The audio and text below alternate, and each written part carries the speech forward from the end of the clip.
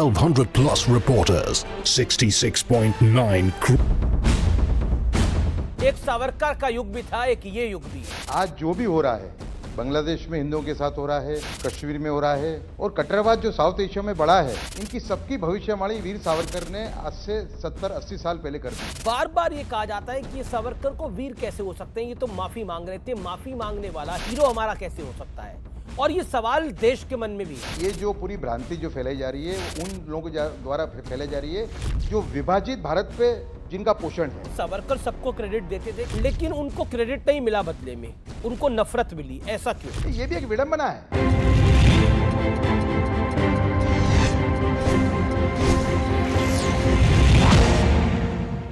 और मेरे साथ इस समय बात करने के लिए मौजूद हैं उदय माहुरकर, जिन्होंने हाल ही में एक किताब लिखी है वीर सावरकर के ऊपर। लेकिन कुछ ऐसी बातें हैं जिनको आज के संदर्भ में सुनना और समझना बेहद आवश्यक है। और यह आवश्यक किस लिए है? क्योंकि हाल फिलहाल में जो न्यूज़ हमने सुनी, कश्मीर में हिंदुओं को लगातार टारगेट किया जा रहा है, बांग्लादेश में हिंदुओं के साथ क्रूरता हो रही है, पाकिस्तान में तो लगातार हो रही थी, अफगानिस्तान में तालिबान का राइज। आखिरकार ये एशिया में जो इस्लामिक फंडामेंटलिज्म है या फिर यानी कह सकते हैं कट्टरपंथ जो है, इसमें इजाफा हुआ है। इसके पीछे क्या कारण है और वीर सावरकर का इससे क्या लेना देना है? आप सोचेंगे अमीश देवगुन आप कैसी बात कर रहे हो, सावरकर का तालिबान से क्या मतलब है? सावरकर का जो हिंदुओं के साथ बांग्लादेश में क्रूरता हो रही है उससे क्या संदर्भ है? लेकिन अगर मैं आपको बोलूं हां संदर्भ है, तो आप खुद चौंक जाएंगे और थोड़ी देर के लिए पलट के इस इंटरव्यू को जरूर देखेंगे।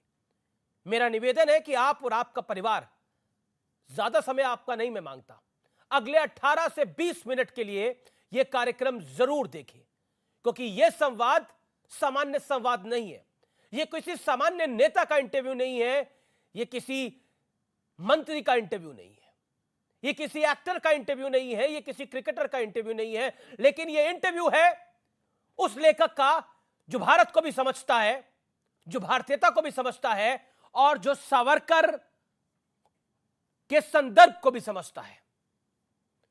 अभिनंदन करता हूं मैं उदय माहुरकर जी का। उदय जी, अभिनंदन है आपका। नमस्कार। सवाल मेरा पहला आपसे यही है, नमस्कार। बांग्लादेश में हिंदुओं के साथ क्रूरता हो रही है, कश्मीर में हिंदुओं की टारगेट किलिंग हो रही है, इन सब चीजों को हम एक परिदृश्य से देख सकते हैं, आंक सकते हैं, लेकिन सावरकर, वीर सावरकर, विनायक दामोदर सावरकर ने भी बहुत कुछ कहा था अपने युग में। एक सावरकर का युग भी था, एक ये युग भी है। क्या कहना चाहते हैं?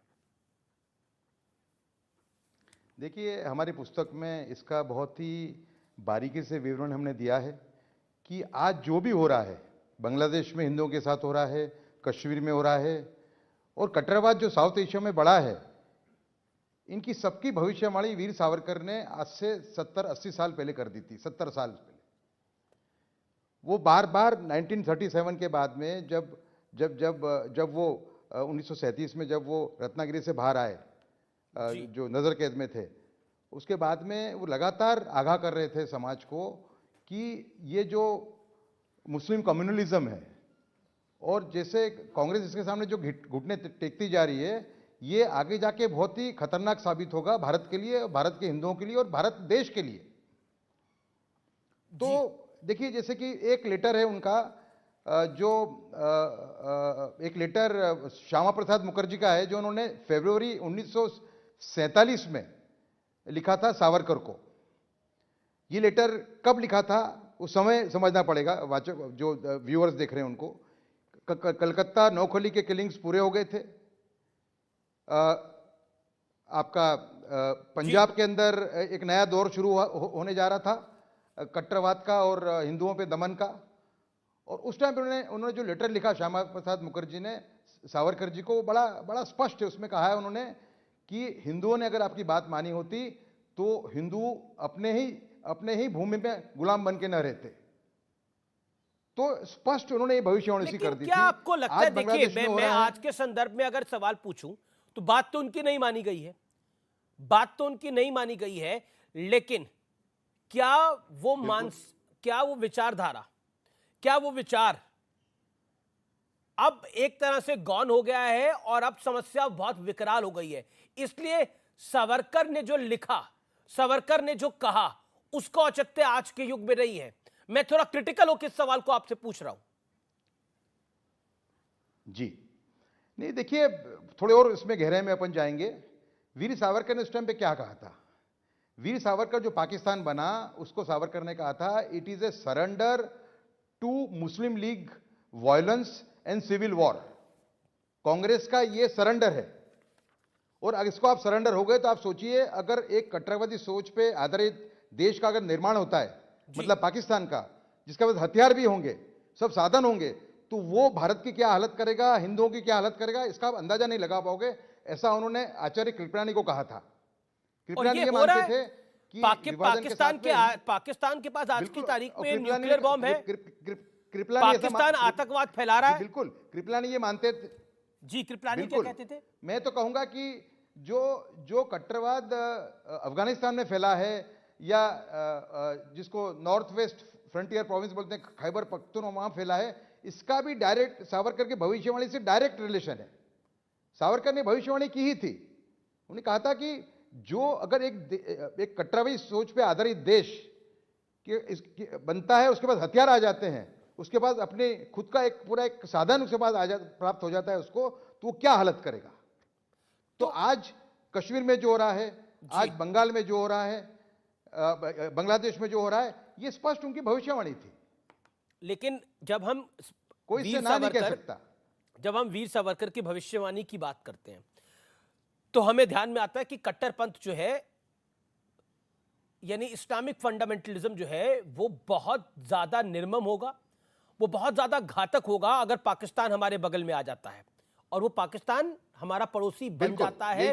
उस देश का निर्माण हम ही कराते हैं। विडंबना यह है कि हमने अपनी बीमारी को खुद ही चुना है और उस बीमारी को चुना है, उसको पाला है, उसको पोसा है, उसको आगे बढ़ाया है। और बांग्लादेश की स्थिति भी हम देख रहे हैं कि क्या है। अगर मैं वीर सावरकर की भविष्यवाणी की बात करूं, क्योंकि आपने उस पर गहन अध्ययन किया है, गहरा अध्ययन किया है, चिंतन किया है, मंथन किया है, तो उससे अमृत जो है वो जरूर निकलता है। और मैं अपने व्यूअर्स के लिए वो अमृत चाहता हूं आज निकले। उदय माहुरकर से जब हमारा संवाद हो रहा है, ये अमृत निकले, ये अमृत बेहद आवश्यक है दर्शकों, आपके लिए, व्यूअर्स, आपके लिए। इसीलिए शायद आज तमाम बड़ी खबरें छोड़कर हम इस विषय पे बात कर रहे हैं। मुझे लगता है कि ये विषय देश के लिए, देश की, भारत की संस्कृति के लिए बहुत बहुत महत्वपूर्ण है, अत्यंत महत्वपूर्ण है। इस पर एकदम तुरंत बात होनी चाहिए। जब हम सावरकर की बात करते हैं, वीर सावरकर की भविष्यवाणियों की बात करते हैं, तो कौन कौन सी भविष्यवाणियां हैं जो अब सत्य हो रही हैं और जो आने वाले समय में सत्य हो सकती हैं, क्योंकि आपने मंथन और चिंतन किया है। उदय माहुरकर जी, देखिए, पहली बात तो उनकी जो भविष्यवाणी थी कि मुस्लिम तुष्टीकरण अगर जारी रखा कांग्रेस ने, जो 1937 से वो भविष्यवाणी कर रहे हैं, तो भारत को बहुत बड़ा खामियाजा भुगतना पड़ेगा। और 1940 के बाद में, 1940 में मुस्लिम लीग ने पाकिस्तान रेजोल्यूशन पास किया था। उसके बाद तो स्पष्ट कह रहे थे कि अगर अभी भी कांग्रेस ने अपने आप को दुरुस्त नहीं किया और मुस्लिम तुष्टीकरण की नीति जारी रखी, तो पाकिस्तान को हम टाल नहीं पाएंगे। ये उनकी भविष्यवाणी नंबर 1 है। दूसरी, उन्होंने आसाम की भविष्यवाणी की थी 1941 के अंदर। उस टाइम पे उन्होंने कहा था, आसाम के अंदर ईस्ट बंगाल के मुस्लिम वहाँ पे ब्रह्मपुत्रा वैली में आके बस रहे थे, बहुत बड़ी संख्या में आ रहे थे, और उन्होंने स्वयं कर दिया था पूरे ब्रह्मपुत्रा वैली को। उस टाइम पे सावरकर ने कहा था कि ये जो मुसलमान आके ब्रह्मपुत्रा वैली में आके बस रहे हैं, ये आगे आसाम की संस्कृति और भारत की जो उत्तर पूर्व पट्टी है उसकी सिक्योरिटी के लिए खतरा पैदा करेंगे। उस टाइम पे पंडित जवाहरलाल नेहरू ने कहा कि नेचर एबॉर्स वैक्यूम, जहाँ खाली जगह होगी वहाँ लोग आके रहेंगे, हम उनको कैसे रोक सकते हैं। तो सावरकर ने उसका उत्तर दिया था, बड़ा कठोर शब्दों में दिया था। उन्हें कहा था कि पंडित नेहरू को पर्यावरण का ज्ञान जो है बड़ा निम्न कक्षा का है। Nature also absorbs poisonous gas. उनकी जो उनका शब्द प्रयोग था काफी कठोर था, लेकिन आज वो सही पड़ता दिखाई दे रहा है, क्योंकि उस टाइम पे मुसलमानों की संख्या, ईस्ट बंगाल के मुसलमानों की संख्या वहां पे करीबन 10% थी, आज 35% हो चुकी है। और समय बड़ी बात, वहां पे एक बड़ा तबका वहाबिज्म की ओर मुड़ चुका है। जब वो आके बस रहे थे उस टाइम पे वो नरमपंथी थे, आज उनसे बहुत बड़ा तबका उनमें वहाबी बन चुका है और ये एक बहुत बड़ा खतरा है भारत के लिए आगे जाके भी। दूसरा, तीसरी भविष्यवाणी उनकी चाइना पे थी। जब 1954 के अंदर जब जवाहरलाल नेहरू पंचशील नाम का एक मंत्र लेके आए और उन्होंने कहा कि पंचशील को अगर भारत और भारत के पड़ोसी देश अगर फॉलो करते हैं तो भाईचारे से रह पाएंगे। उस टाइम पे भी सावरकर ने कहा कि तिब्बत को हड़पने के बाद अगर आप ऐसी चिकनी चुपड़ी बातें चाइना के साथ करते हैं तो चाइना की जो जमीन हड़पने की भूख है वो बढ़ेगी और मुझे थोड़ा भी अचंभा नहीं होगा अगर चाइना भविष्य में भारत की ही जमीन हड़प ले। और 8 साल के बाद 1962 के अंदर ये बात सही पड़ी। उस टाइम पे एक और उन्होंने स्टेटमेंट इशू किया था। उन्होंने कहा था कि आपका जो पंचशील है, मतलब भारत का जो पंचशील है, नेहरू का जो पंचशील है, वो जो अपन माला करते हैं उसकी जो बीड्स होती हैं, रोजरी बोलते हैं इंग्लिश में उसको, वो बीड्स हैं, और उनका जो पंचशील है वो बॉम्ब है, टैंक है, मशीन गन है। आपको याद होगा उस टाइम पे हमारी जो ऑर्डिनेंस फैक्ट्रीज थी वहां पे चाय बनती थी हथियार की जगह, यह हालत थी। तो सावरकर कितने सही थे। और सावरकर ने उस टाइम पे एक मैसेज दिया था युवा पीढ़ी को कि भारत के युवा मेरी बात मानो, हमें देश के लिए, देश को सुदृढ़ बनाने के लिए हमें बॉम्ब चाहिए, हाइड्रोजन बम बनाओ, ऑक्सीजन बॉम्ब बनाओ और अपने आप को स्ट्रांग करो, क्योंकि मिलिट्री स्ट्रेंथ है वो ही सब में बड़ा मापदंड है कोई देश की ग्रेटनेस का। अगर इकोनॉमिक प्रॉस्पेरिटी और अगर आपके पास मिलिट्री स्ट्रेंथ नहीं है तो आप आक्रमण से बच नहीं सकते। उनका बड़ा फेमस स्टेटमेंट था, वो कहते थे कि अगर आपने रोड बनाए और आपके पास रोड को प्रोटेक्ट करने की व्यवस्था नहीं है तो वो रोड आपके दुश्मन है, वो एंटर होकर उस रोड का ही उपयोग करेंगे आपको गुलाम बनाने के लिए। एक पॉइंट जिस पर तो उदय ऐसी जी, कई सारी उनकी भविष्यवाणियां हैं जी, जिस पे उदय जी बात होनी चाहिए, वो सवाल बड़ा महत्वपूर्ण है। वो ये है कि सावरकर सबको क्रेडिट देते थे कि आज़ादी में महात्मा गांधी का भी हाथ है, आज़ादी में सरदार वल्लभ भाई पटेल का भी हाथ है, पंडित नेहरू का भी हाथ है, सबको क्रेडिट उन्होंने दिया। लेकिन उनको क्रेडिट नहीं मिला, बदले में उनको नफरत मिली। ऐसा क्यों? ये भी एक विडंबना है। देखिए, सावरकर के 2 स्टेटमेंट बड़े फेमस हैं। 1928 में उन्होंने कहा था कि हमारे और गांधी जी के रास्ते भले अलग हों पर हम मां भारती की सेवा में लगे हुए हैं। वो भी मां भारती की सेवा कर रहे हैं, हम भी कर रहे हैं, और हमारे रास्ते भले अलग हों लेकिन हम 100 पांडव और 100 कौरव और 5 पांडव हैं, 105 हैं हम। ब्रिटिश सरकार के सामने जहां तक लड़त का सवाल है, हम 105 हैं। ऐसा स्टेटमेंट उन्होंने 1928 में इशू किया था। और 1952 के अंदर जब अभिनव भारत उनका जो क्रांतिकारी संगठन था युवाओं के लिए, उसका जब विसर्जन उन्होंने किया 1952 के अंदर, उस टाइम का उनका जो स्पीच है वही बड़ा यादगार स्पीच है। उन्होंने कहा कि कोई एक तबका भारत की आजादी के लिए क्रेडिट नहीं ले सकता। यह तब कि जब कांग्रेस ये कहती थी कि हमने आजादी बिना खड़ग बिना ढाल के लिए दी देश को। उस टाइम पर उन्होंने कहा था कि यह गलत है, इसमें सबका योगदान है। और उन्होंने कहा कि इसमें 3 जनरेशन का योगदान है, हमारी 3 पीढ़ियां इसके अंदर लग गई है। 1857 में जो योगदान दिया क्रांतिकारियों ने, उनका भी योगदान है इसके अंदर। उन्होंने कहा कि बाद में नरमपंथी जैसे कि दादा भाई नौरोजी थे, गोखले थे, उनका भी योगदान है। और जो रिवॉल्यूशनरी मतलब क्रांतिकारी, उनका भी योगदान है। कांग्रेस के अंदर गांधी जी का भी योगदान है। सबकी बात उन्होंने कही थी, तो उन्होंने सबको क्रेडिट दिया। जबकि जो प्रयास ये हुआ है, जो लोग कहते हैं कि Savarkar was exclusive in his outlook, तो असल में देखा जाए तो सावरकर इंक्लूसिव है। सावरकर ने सबको क्रेडिट दिया है भारत की आजादी का। तो ये एक बहुत बड़ी बात है, इसको मतलब देश को समझना होगा इस बात को। आपने किताब लिखी है, मैं सीधा सवाल ये आपसे पूछता हूं, इस पर आपने कई बार जवाब दिया होगा, लेकिन अगर इस पर आपसे यह पूछा जाए कि आपकी इस पे राय क्या है, जवाब तो आपने अधिकतर दिया होगा, जिसपे 2 टूक जवाब कह देते हैं कि सावरकर को माफी मांगने वाला कहा जाता है। बार बार ये कहा जाता है कि सावरकर को वीर कैसे हो सकते हैं, ये तो माफी मांग रहे थे, माफी मांगने वाला हीरो हमारा कैसे हो सकता है। और ये सवाल देश के मन में भी है, इसका जवाब क्या है?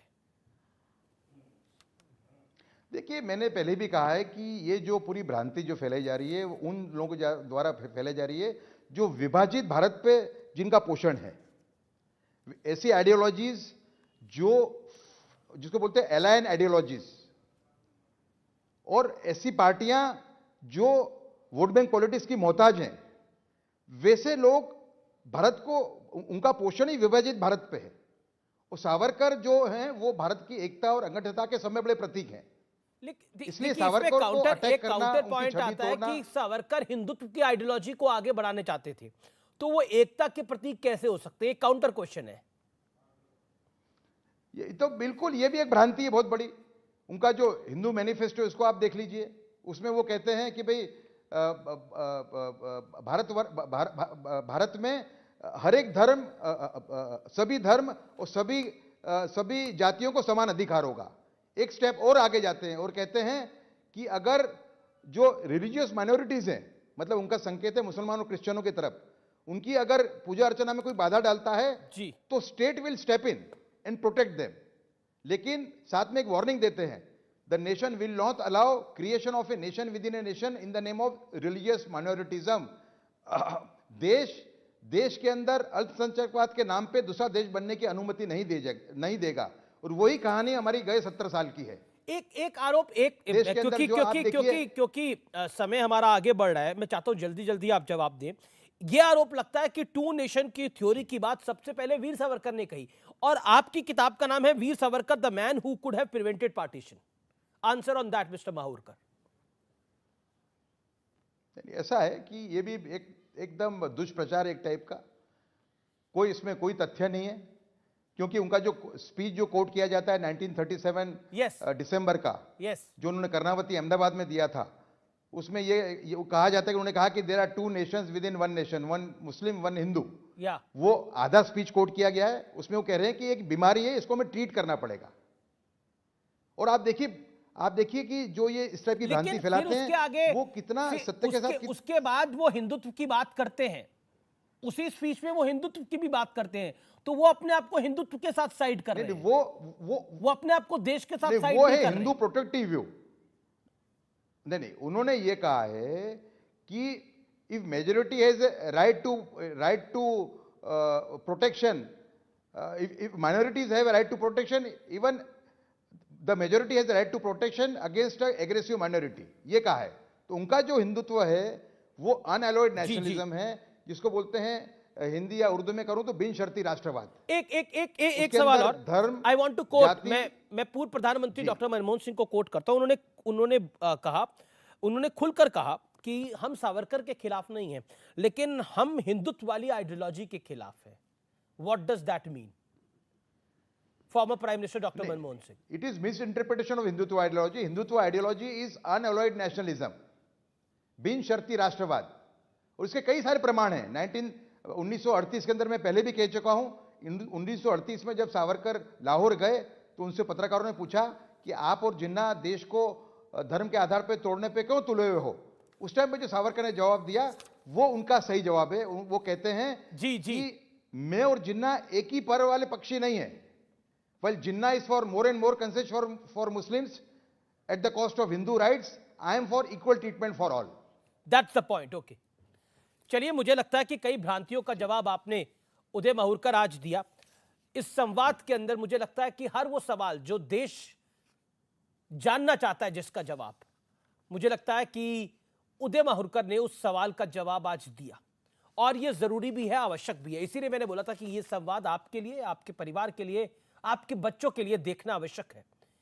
मेरी उम्मीद यह है कि इस संवाद को आप सोशल मीडिया के माध्यम से, ट्विटर के माध्यम से, फेसबुक के माध्यम से, इंस्टाग्राम के माध्यम से, व्हाट्सएप के माध्यम से, और साथ ही साथ कू ऐप के माध्यम से ज्यादा से ज्यादा लोगों तक पहुंचाने का यत्न करेंगे। आपने इस कार्यक्रम को देखा। नमस्कार।